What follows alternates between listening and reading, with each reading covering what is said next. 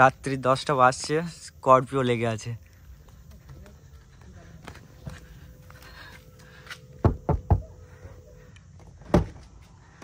আমাকে তুলতে এসেছে রাত্রি, হয় চপ্পল পিঁধে আছি, কোনো জানানো নাই, কিছু নাই, বলছে দীঘা যাব। এটা কি মানা যায় ভাই? ঠিক আছে। আরে আরেকজনকে, আরেকটা ফ্রেন্ডকে বলছে তোমার জন্য দাঁড়িয়ে আছি, না বলে হঠাৎ এসে আমি এখন হয় চপ্পল পরে আছি, আমাকে বলছে চল দীঘা যাব। 10 মিনিট দাঁড়ানো যাবে তো?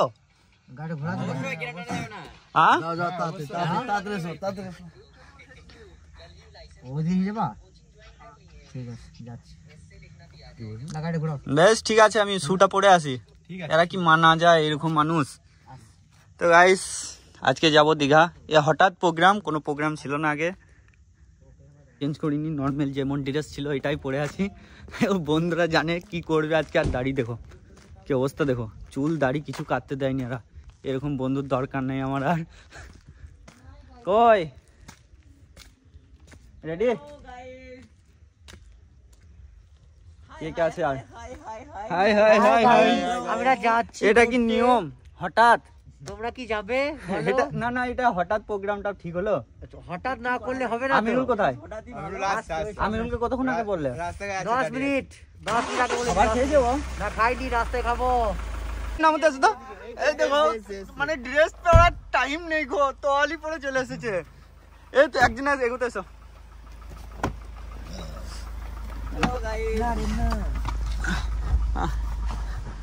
এই বাড়ি থেকে আসতে দিল হঠাৎ?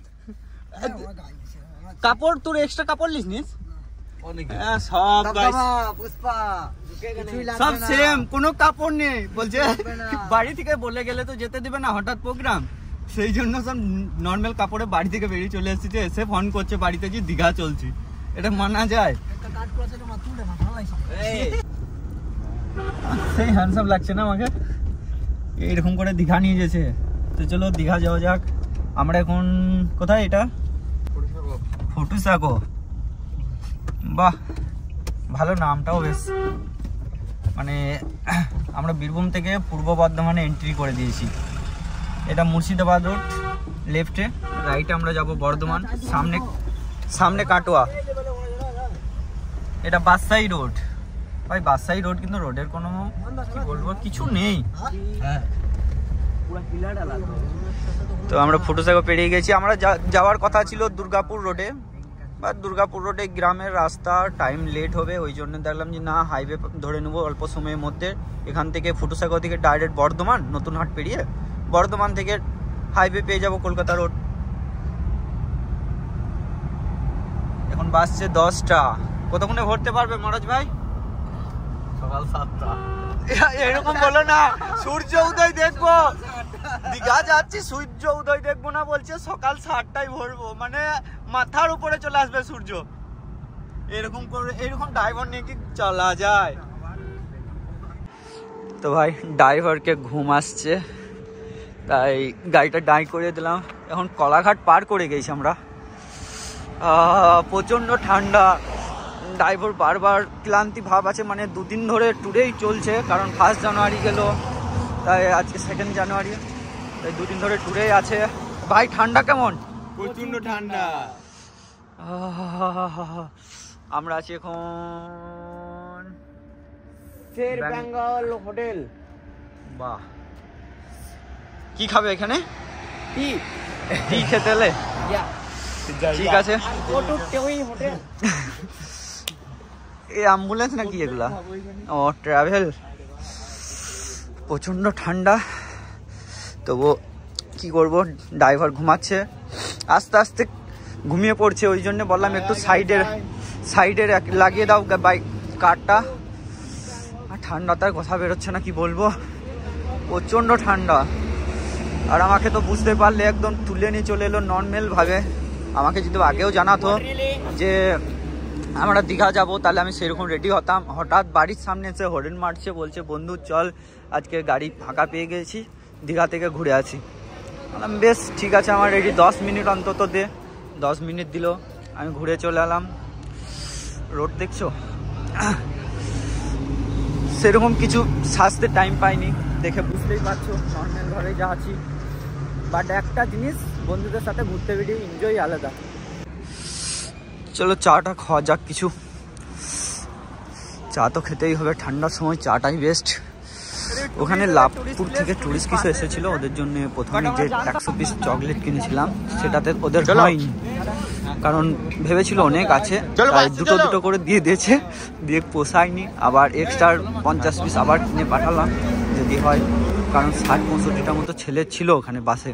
এবার ছেলে মেয়ে কি ছিল আমি কিন্তু সত্যিকারে দেখতে যাইনি, 4-5টা ছেলে আমাকে চেনে, আমাকে দেখে এসে নেমে গিয়েছিল।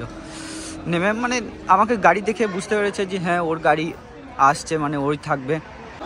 ভাই কফি অর্ডার দিয়েছিলাম, তা এটা কি ভাই ভাই আজকে আর শেষ হবে, দীঘা পৌঁছাবো। ভাই কফি দিয়েছে কি বলবো, মানে একটা বাল্টিতে দিলেও বলতাম কম দিয়েছে। এ তো কফি কে খাবে ভাই। আর আমরা এসেছি 4 জন আছে, এসেছি কিন্তু 7 জনা। ড্রাইভার ঘুমাচ্ছে, ড্রাইভার ঘুমিয়ে পড়েছে, একটু রেস্ট দিলাম।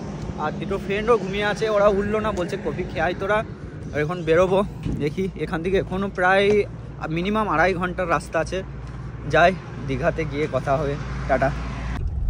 Welcome to Digha. সকাল করে দিল সত্যি সত্যি মহারাজ ভাই, দীঘা ঢুকতে সকাল। ফাইনালি দীঘা, বাট সকাল হয়ে গেল, সকাল 6টা বাজছে, রাত 10টায় চেপেছি। নিউ দীঘা যাবো। हम लोग आए हैं दीघा में। আরে এক বাত, একটা কথা বলছি, বোলপুর থেকে বাউল ভাইরা এখানে কি করছে দীঘাতে? এটা তো মেদিনীপুর পড়ে গেছে। ও নাইস।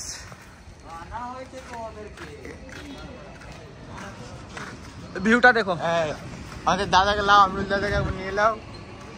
আমরা আর কাউকে নেবো না, আমরা দীঘা পৌঁছে গেছি, শুধু ভিউ দেখাবো ভিউ। বাট এখন কেউ নেই কেন দেখতে? এই তো মমতাদি সাইকেল নিয়ে ঘুরতে যাচ্ছে। নাম লেখা নাই, কি ব্যাপার? রবি ঠাকুরের নাম লেখা নাই কেন? রবি ঠাকুরের নাম লেখা নাই কেন? দীঘার এই সিনটা কিন্তু দারুণ। জায়গাটা দেখছো, এটা রাত্রিতে ভালো লাগে, রাতে যখন সব লাইট জ্বলে একসাথে, সেই লেভেলের একটা ভিউ দেয় এখানে। আর এইটা যেটার জন্য আসা, এখানে যেটার জন্য আসা সমুদ্র সৈকত, এটা ওল্ড দীঘা পড়ছে, নিউ দীঘা নয়।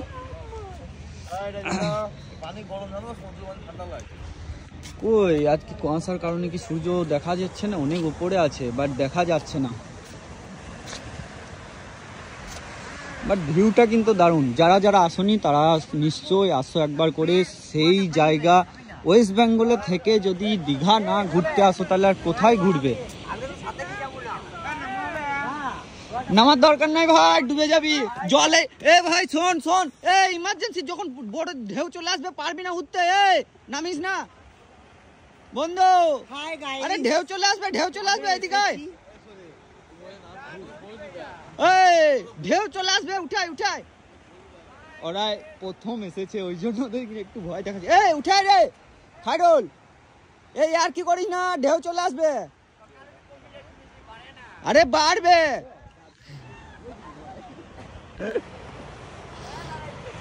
চলো চলো চলো। এই খাইরুল এখনই যাচ্ছে। ভাই কেমন ফিল লাগছে? সেই ফিল। লাইফে কি কোনো সময় এসেছিলিস? এই ফার্স্ট টাইম। এটা ফার্স্ট টাইম। আমার তো বছরে 2বার হয়ে যায়, 2 থেকে 3বার হয়ে যায়, বাট সেই ফিল ভাই। ওয়াও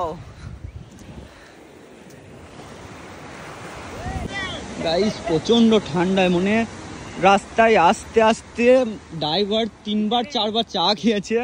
আর কি বলবো, আমি সামনের চেয়ারে বসেছিলাম, দেখতে তো পেলে, বাট ড্রাইভার শুধু একবার করে ঘুমিয়ে যাচ্ছে। আমার জান কি বলবো, একবার করে আর ধকধকটা বলতে মন যাচ্ছে না, কারণ বুঝতেই পারছো যে ড্রাইভার ঘুম ঘুম অবস্থা, আর আমি সামনের সিটে ড্রাইভারকে তাকিয়ে তাকিয়ে দেখছি। আমার অবস্থা কেমন হয় ভাই? কেমন ফিল? আরে তোরা কি নামবি না নাকি? দেখো কেমন দিলাম? খুব ভালো লাগছে তো? হ্যাঁ প্রচুর প্রচুর।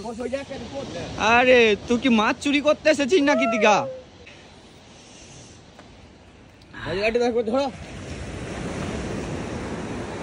এখনই চান করে নি মনে হচ্ছে।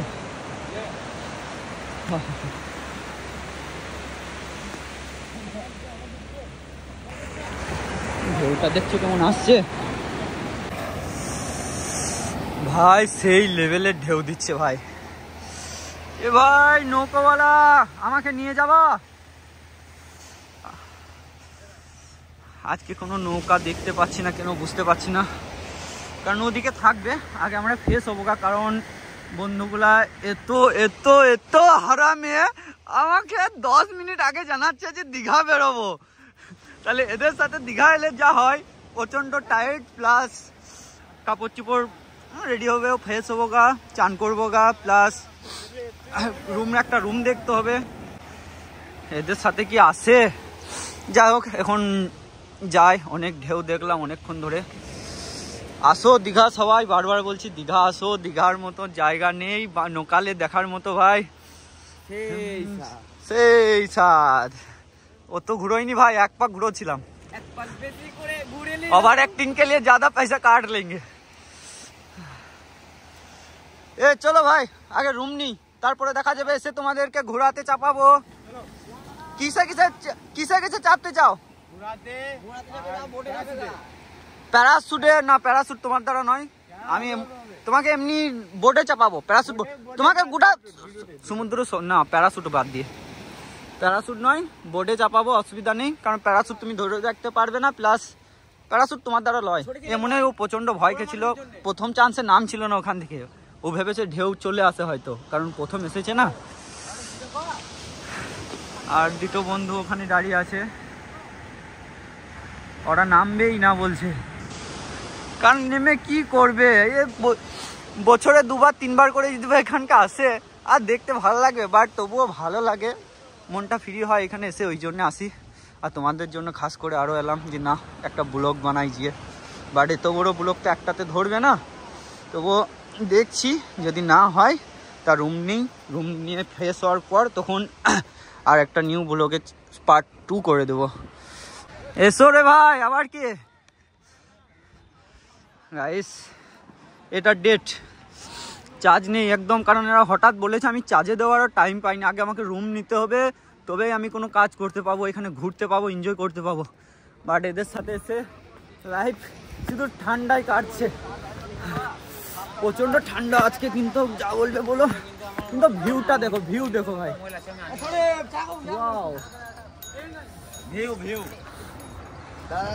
এই জায়গাটা কিন্তু সলিড ভাই।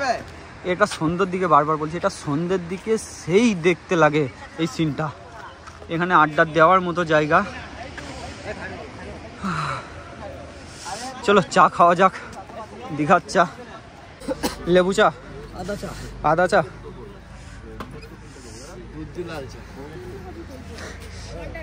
মহারাজ ভাই কি বললা? দুধ দিয়ে লাল চা। দাদা হবে দুধ দিয়ে লাল চা? হবে বলছে, চিন্তা নাই। এ দীঘা, এটা সব হবে এখানে।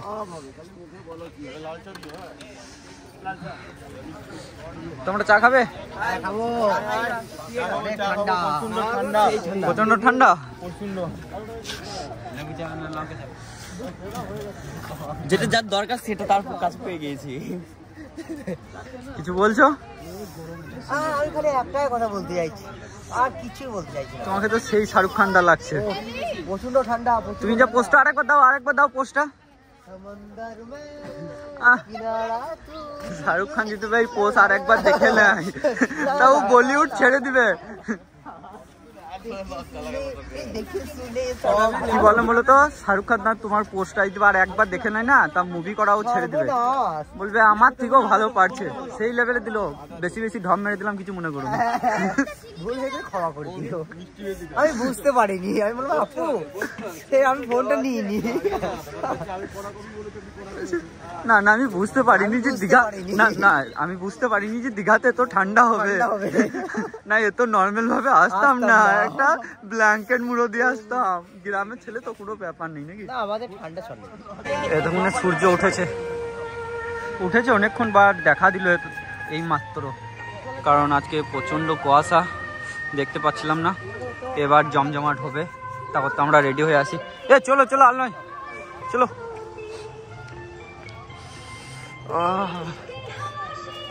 এই তো বিশ্ব বাংলা দিঘি।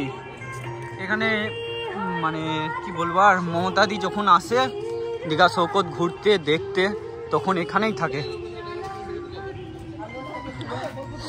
আমাদের বাঙালির স্থান মান রবীন্দ্রনাথ ঠাকুর, আমাদের বোলপুর শান্তিনিকেতনের বাড়ি ছিল, নোবেল পুরস্কার পেয়েছিল, এর নামেই বোলপুর ফেমাস ভাই। চলো একবার রুমটা দেখি, তারপরে নেবো মন হলে। রুম দেখতে এসেছি তখন রুমটাই আগে দেখি।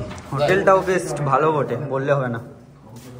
হোটেলটার ডেকোরেশনটাও ভালো করেছে, হোটেলের ডিজাইন, দেয়ালের ডিজাইন দেখতে বোঝা যাচ্ছিল না দূর থেকে, কাছে থেকে দেখো। 7 জন আছেন তো, ফ্যানটা অফ করে দাও। নাইস। না না ঠিক আছে, খুব সুন্দর, খারাপ বলা যাবে না। সেন্ট্রাল এসি তো বন্ধ থাকবে, এমনি বলছি জাস্ট জিজ্ঞাসা করছি। হ্যাঁ সেন্ট্রাল এসি ঠিক আছে ভাই, ঠিক আছে কমফোর্টেবল। সরো দেখি। হ্যাঁ খোলো খোলো, টিপো। হ্যাঁ এখানে কি নাচবো? দাদা ওই তো আমাদের গাড়ি দাঁড়িয়ে আছে, ব্ল্যাক বিউটি, ব্ল্যাক কুইন দাঁড়িয়ে আছে। সেই বুঝতে পারছো সেই সব জায়গাতেই একটু করে। হোটেলটা কিন্তু বেস্ট হোটেল, আমাকে কিন্তু ভালো লাগলো হোটেলটা, যাই বটে। মানে বেডশিট ভালো, ওয়াশরুম, বাট আমাকে কিন্তু ভালো লাগছে না, কারণ আমাকে এখনো ফ্রেশ হতে হবে, চুল দাড়ি সব কাটতে হবে। চলো আগে রুমে আগে ফ্রেশ হয়, মোবাইলটা চার্জ দিতে হবে, না এই খুলে গেল মনে হচ্ছে।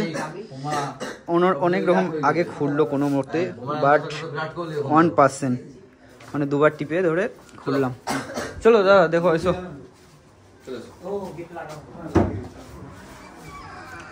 চলো রুম চয়েস হয়ে গেছে, আইডি জমা দিতে হবে, দেখি চয়েস তো ঠিক আছে। চলো মহারাজ ভাই, আমরা কোথায় এসেছি? দীঘা ঘুরতে এসেছি তো। হ্যাঁ এরা হোটেলের ফ্রি ওয়াইফাই পেয়ে ফ্রি ফায়ার খেলছে দেখো।